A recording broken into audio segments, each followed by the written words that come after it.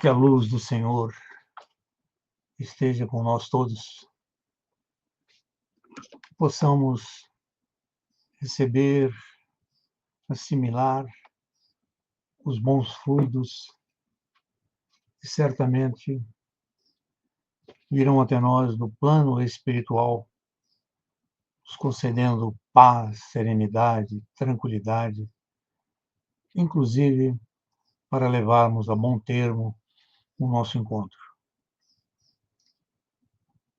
Que a luz do Senhor, portanto, esteja conosco durante todo o tempo em que nós estivemos compartilhando o estudo da noite. Desta feita,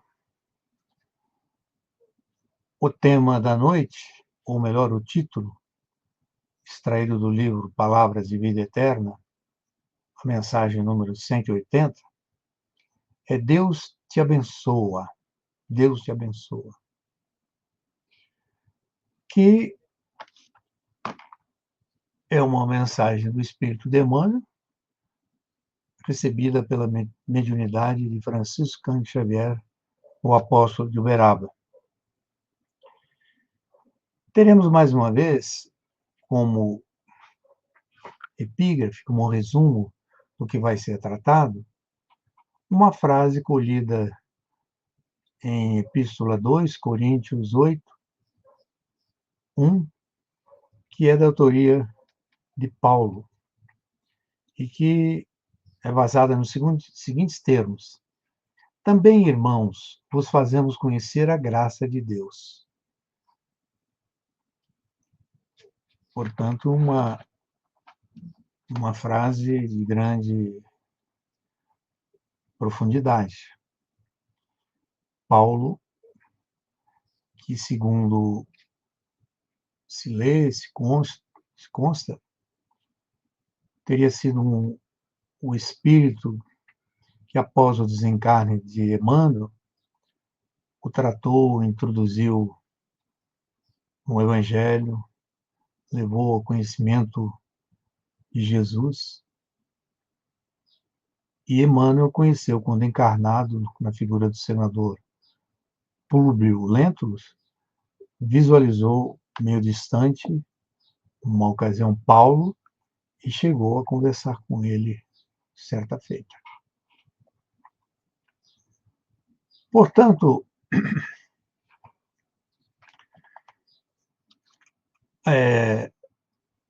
este texto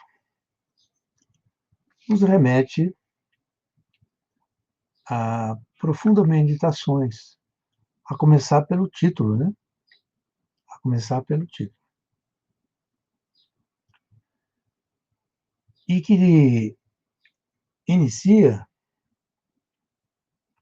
com o reconhecimento, nós acreditarmos, afirmarmos, declararmos em situações difíceis, situações que estejamos passando intimamente, e que Deus nos ampara e nos protege ainda assim.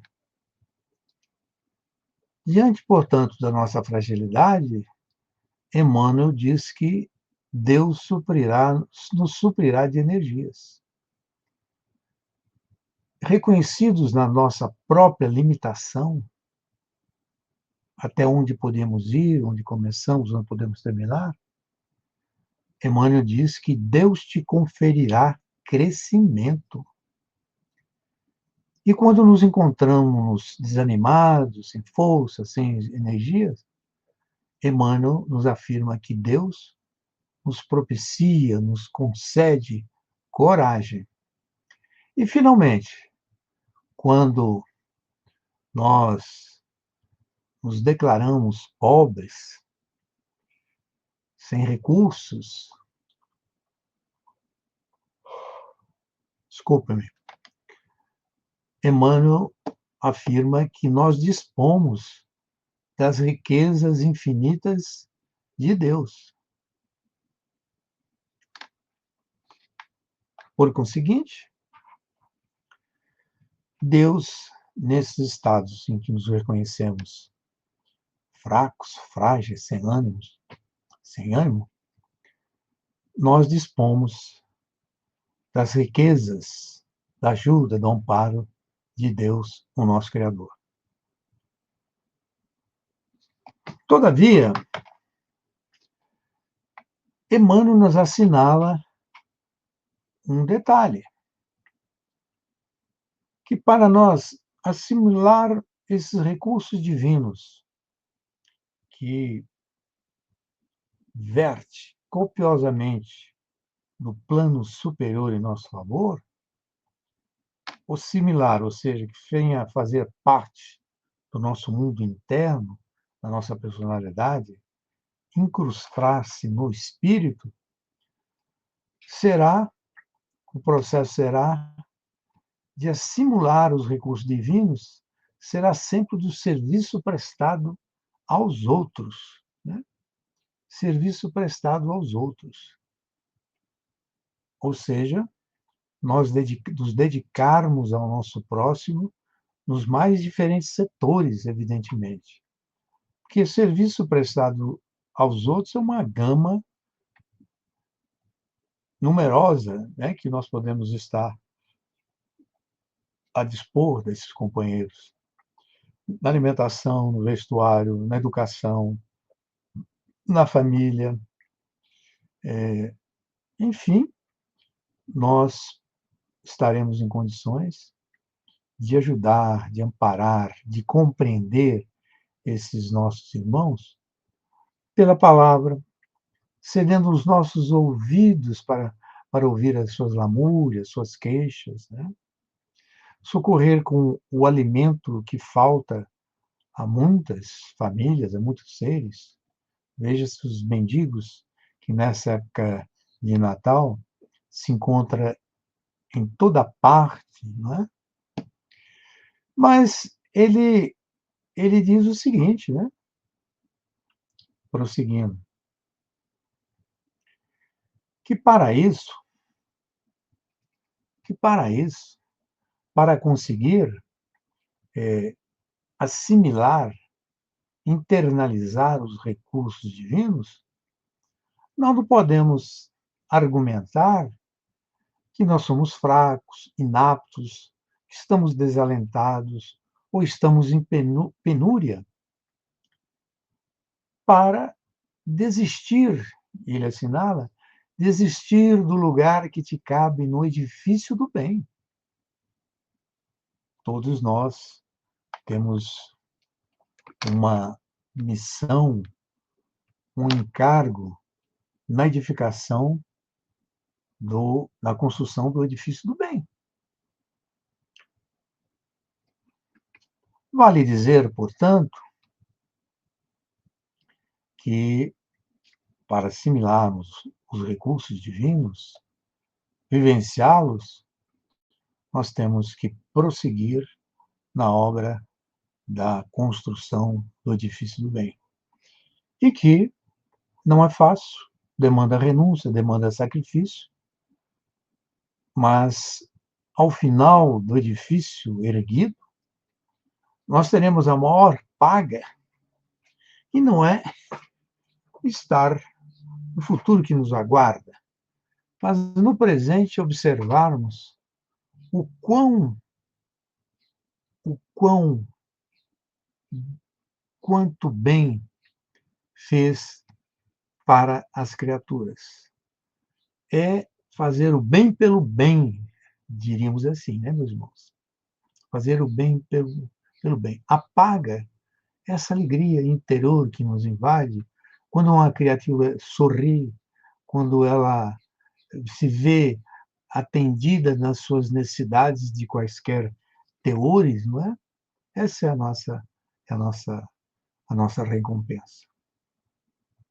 Embora o Criador esteja no vento e Jesus anotando o nosso nome.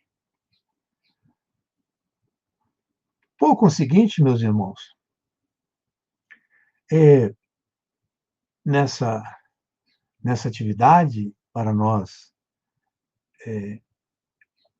colocarmos, assimilarmos esse bem, Emmanuel vai dizer que Deus nos abençoa. E ele enumera, ele fala aqui algumas frases, diz algumas frases que nós comparecemos nessa atividade de socorro e de amparo à criatura. Ele diz aqui: pela hora de otimismo com que amparas o trabalho dos companheiros, Deus te abençoa. Deus te abençoa. Pelo gesto silencioso com que escoras o equilíbrio geral, né, com que escoras o equilíbrio geral, Deus te abençoa. Olha aqui, pela frase caridosa e esclarecedora, com que asseguras o entendimento fraterno, né, quantas vezes nós podemos, nos socorrendo da caridade, da misericórdia, usar uma frase esclarecedora, onde há um equívoco, há um desentendimento, a começar pelo nosso próprio lar. E por essa atitude, por esse nosso comportamento visando o entendimento fraterno, a conciliação entre as pessoas, o entendimento entre as pessoas, o Emmanuel diz que Deus nos abençoa. Prossegue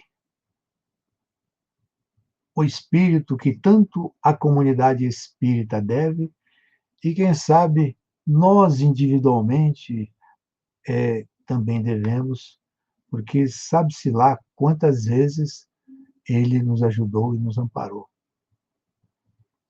Pela migalha de socorro ou do tempo que despendes no apoio aos necessitados. Deus te abençoa. Né? Que migalha de socorro, quantas formas nós podemos ofertar essa migalha de socorro, né? Ou de tempo.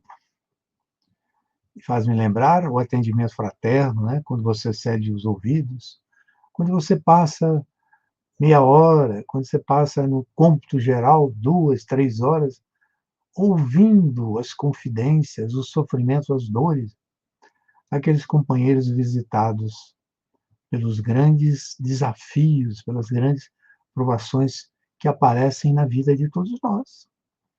E Emmanuel, o espírito magnânimo, diz: Deus te abençoe. E ele finaliza dizendo: pela atitude de tolerância e serenidade, à frente da incompreensão, Deus te abençoe.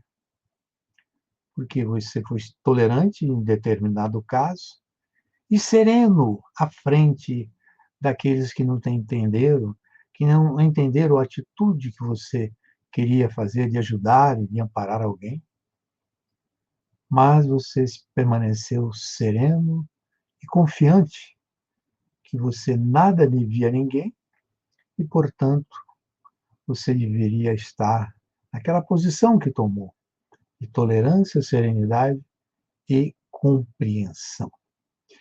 E ele diz que Deus te abençoa, Deus te abençoa. Nesse tópico, meu irmão, de Deus te abençoa, vamos fazer uma pequenina pausa, um interregno, aliás, para ver aqui, buscarmos em Paulo, no capítulo 4, versículo 16 e 18, o seguinte: assim, assim conhecemos o amor que Deus tem por nós e confiamos nesse amor. Deus é amor. Essa frase é marcante para todos nós, para todos os cristãos. Deus é amor. Mas Deus é amor que não é obra de sésamo. Deus é amor significa que com o amor que tratamos os nossos semelhantes, tudo aquilo que realizarmos em favor dele, Deus é amor. Deus é amor. E está escrito também no Evangelho que o amor cobre a multidão dos pecados. E se o amor cobre a multidão dos pecados, é porque nós utilizamos o amor para resgatarmos o nosso ontem, para construirmos o nosso futuro. O amor cobre a multidão de pecados, portanto, não é uma frase jogada ao léu.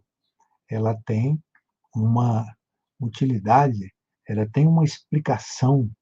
Nós podemos limpar o nosso passado com as atitudes favoráveis, desempenhando bem, né, ajudando tanto quanto nós podemos os necessitados, ou aqueles que também não são, para que anulemos o, os nossos erros do ontem. E Pedro ainda, no capítulo 4, versículo 8, diz o seguinte: antes de tudo, exercei profundo amor fraternal uns para com os outros, porquanto o amor cobre uma multidão de pecados, como eu afirmei já agora, passados segundos atrás. Antes de tudo, exercei profundo amor fraternal uns para com os outros, porquanto o amor cobre uma multidão de pecados. Vemos aí a confirmação, não é, meus irmãos? A confirmação de tudo aquilo que Emmanuel está discorrendo.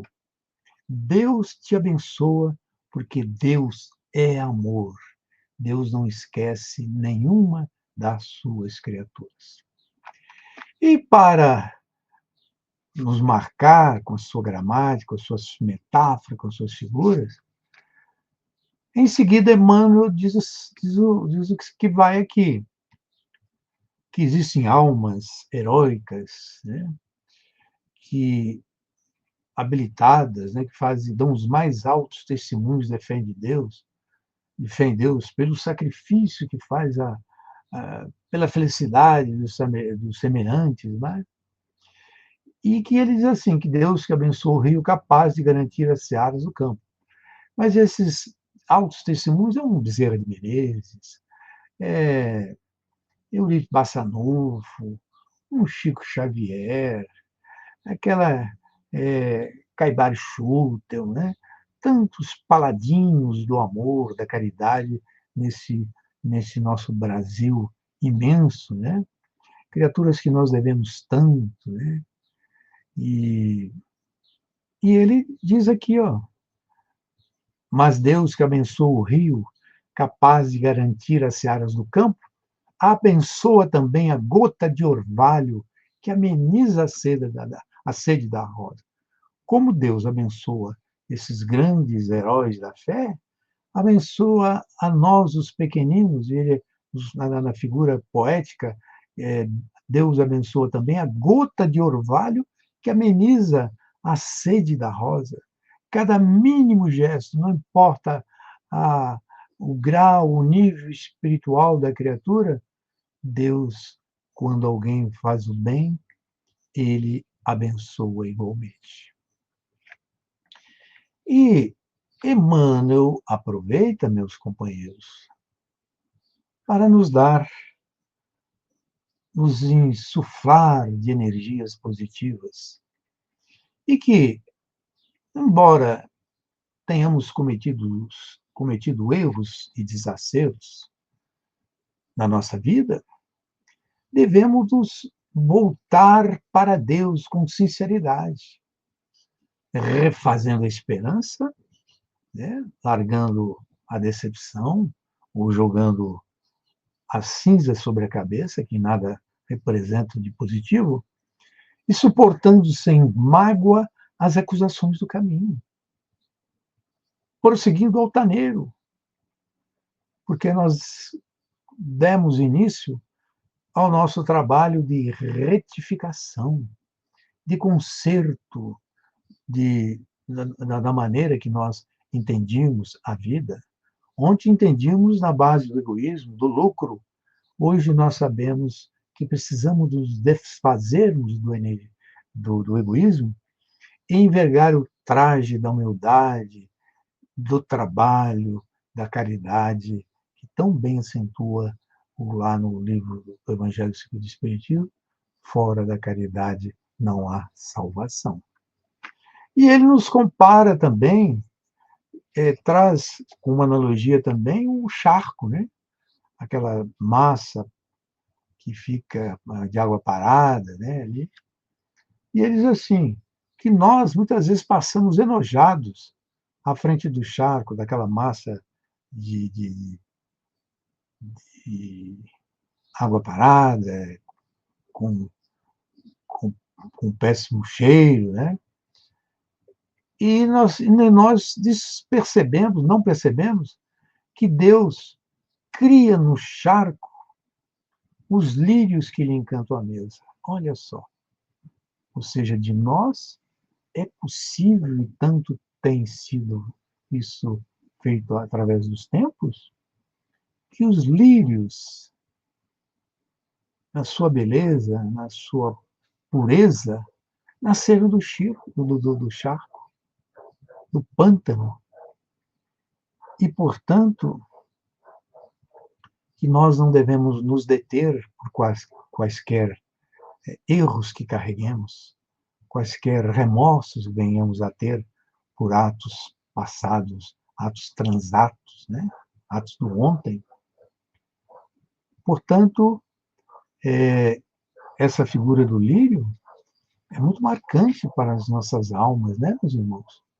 Nós somos criaturas plenas de erros, plenas de imperfeições, mas trabalhamos denodadamente para que apareça a primeira luz, para que apareça o primeiro resultado da nossa perseverança em sermos melhores.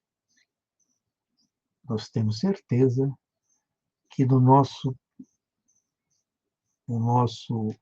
a nossa personalidade errada, imperfeita, já repontam os lírios que vão enfeitar o jardim das existências.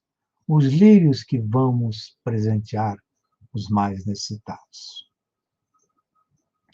E ele, prosseguindo nessa tarefa para nós não desistirmos, ele diz o seguinte: em razão disso, se alguém te censura, ouve com paciência. E ele vai dizer por que que nós devemos ouvir com paciência. Por quê? Se existe alguma sensatez nessa censura, repreensão, a gente tem que vestir a túnica da humildade e aceitar o conselho, ou meditar no conselho que nos chegou. Porque muitas vezes aqueles que nos amam, sempre nos perdoando, não colocam nas nossas faces os nossos erros, os nossos defeitos, ou as nossas más ações, né? É aquele que nos critica, que não tem vínculo nenhum conosco, é que servem de auxiliares valiosos, nos apontando onde nós erramos. Né? E Emmanuel também prossegue. Se for injusto o reproche, né, a piada, a gozação, conserva a alma tranquila na limpeza da consciência. O Chico, o nosso apóstolo de Uberaba, diz, quando perguntaram para ele o que era a felicidade, ele diz que a felicidade é a paz da consciência. É uma grande coisa, né? Se a consciência não nos acusa em nada, alguém fez um remoque, uma piada em relação a nós, se a nossa consciência nada nos acusa, fiquemos em paz. Sigamos o nosso caminho, porque estamos felizes. Não tem nada que nos acuse de algum erro, né, meus irmãos? Emmanuel, nessa página extraordinária, né? E eu observo aí que muita gente diz que as páginas de Emmanuel são todas endereçadas a, aos sofredores, né? São aqueles que passam por pesadas experiências e estranho, porque não tem algo mais profundo, algo mais que dê mais alimento para o cérebro, para o raciocínio, para a lógica. Mas, meus irmãos, isso não é verdade, porque Emmanuel tem obras que não iremos mencionar aqui, que se prestam para o exercício intelectual, sempre repassada do sentido moral. Mas essas páginas, como esta que caem nas nossas mãos, o que é que o mundo precisa hoje, meus irmãos? Não é de ser consolado, de ser compreendido, não é a necessidade imensa de encontrar paz, de alguém que o abrace, de alguém que o beije, de alguém que demonstre uma tremenda compreensão, que se afinize com suas dores. No mundo de guerra, é isso que nós precisamos. Esta página, como todas as outras, se aproxima muito das páginas de dos nossos irmãos, como Marco Aurélio, né? Na corrente filosófica que ele abraçou,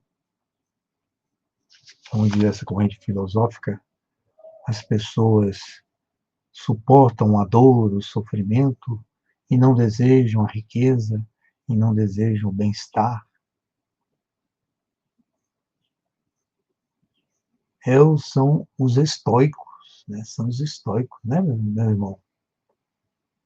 E nós temos uma razão de proceder assim, quase a semelhança dos estoicos, porque nós temos a doutrina de amor e de verdade nos mostrando que nós prosseguimos além desta vida, que existe uma outra vida em que, se nós suportarmos a esta com paciência, com tranquilidade, sem rebeldia, sem sentimento de vingança, de mágoa, de ódio, nós teremos condições de penetrar um umbral, uma porta mais condizente com as nossas necessidades e os nossos anseios, né?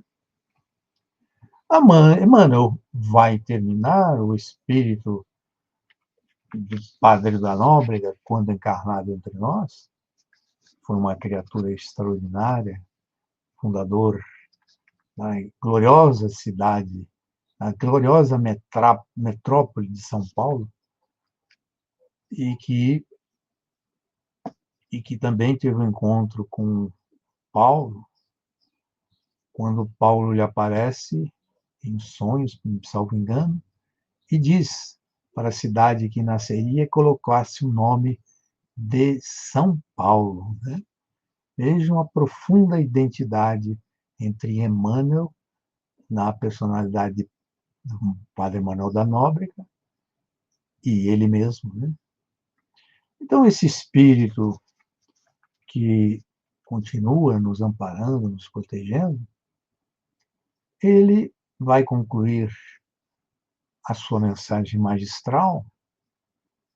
E, aliás, eu quero dizer que Emmanuel, que eu li um determinado comentário dele mesmo, que ele diz que as mensagens que ele grafa são mensagens inspiradas por espíritos superiores. Ele se coloca na posição, portanto, de intermediário, colocando as coisas nos seus devidos lugares, né, meus irmãos? Munindo-se da humildade tão necessária. Assim, ele vai nos dizer, em qualquer dificuldade, Valdir, Manuel, Neuza, Paulo, seja quais sejam os nossos nomes, em qualquer dificuldade, arrima-te, arrima-te, apoia-te na confiança, arrima-te à confiança, apoia-te na confiança, trabalhando e servindo com alegria. Olha aqui, não disse para ficar a gente ficar sentado lá, tocando a cítara e hinos. Trabalha e servindo com alegria. Trabalhar e servir é a fé ativa, em qualquer dificuldade. Apoia-te na confiança. Tenha confiança e esperança de dias melhores. Trabalhando e servindo com alegria, na certeza invariável. Olha, não muda. Essa certeza é contínua. A certeza invariável de que Deus te abençoa e te vê. Ele não somente te abençoa por tudo aquilo que nós falamos, que Deus é amor e que Deus,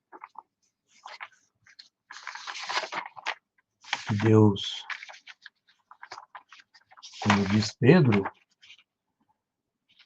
o amor cobre uma multidão de pecados.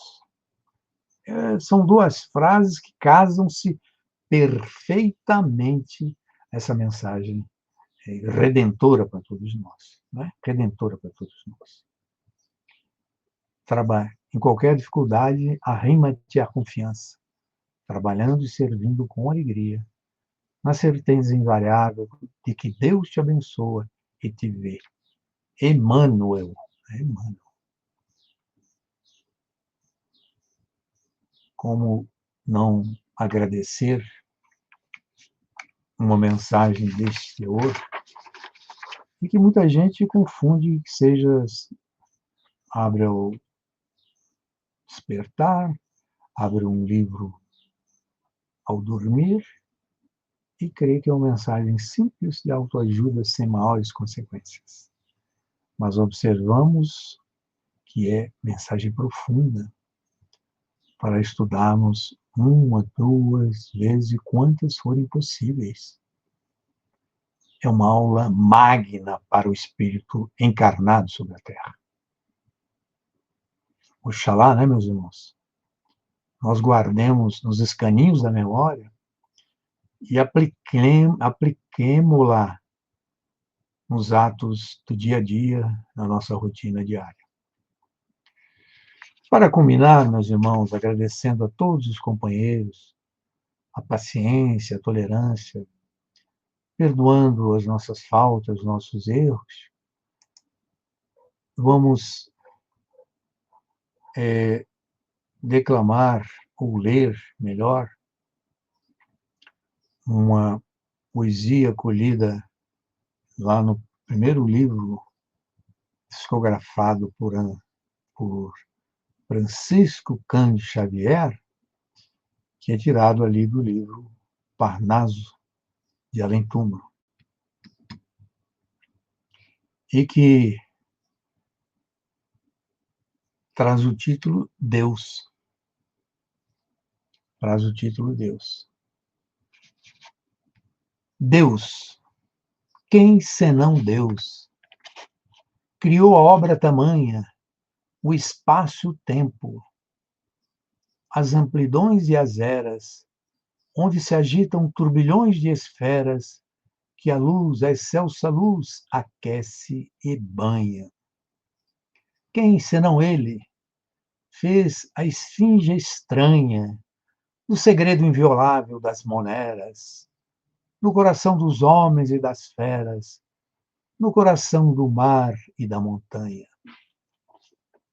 Deus, somente o eterno, o impenetrável, poderia criar o imensurável e o universo infinito criaria. Suprema paz, intermina piedade, e que habita na eterna claridade das torrentes da luz e da harmonia.